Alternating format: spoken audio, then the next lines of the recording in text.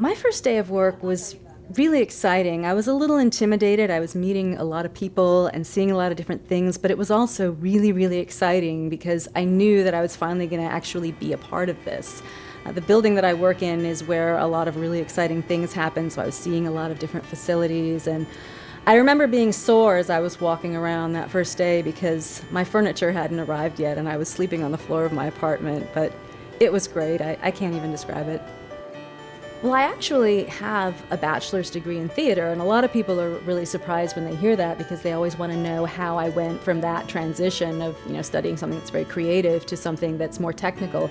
But I think that having that kind of creativity is very, very important. I mean, when you're working at someplace like Goddard and you're constantly developing new ways of doing things, new ways of exploring things, you do have to be creative, and that's something that I think can serve you well. And so if you are interested in things, like the arts, use it to your advantage. When I was in school, I really wanted to build up a resume before I actually graduated, and I went online and I came across an internship at Goddard and received it and came out here, and I absolutely loved it.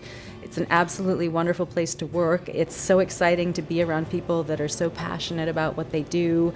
The environment is just absolutely beautiful, and I knew I wanted to work here, and I went online around the time that I was graduating, and they happened to be hiring in the optics branch, and my emphasis was in optics.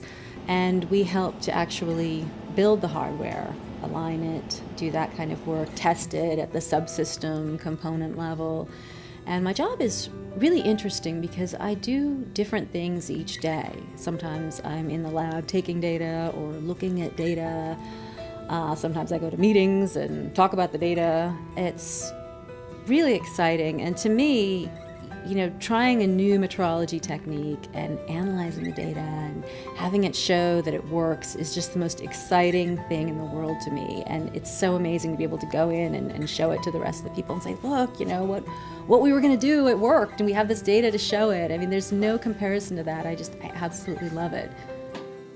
One of the things that I find the most challenging about my job is no matter how hard I plan or how hard I try, there are always things that are outside of my control. We'll be in the middle of building an instrument and a piece of equipment will break, and we need to fix it and kind of rearrange our schedule to accommodate it, explain to people what went wrong, how we're planning on fixing it.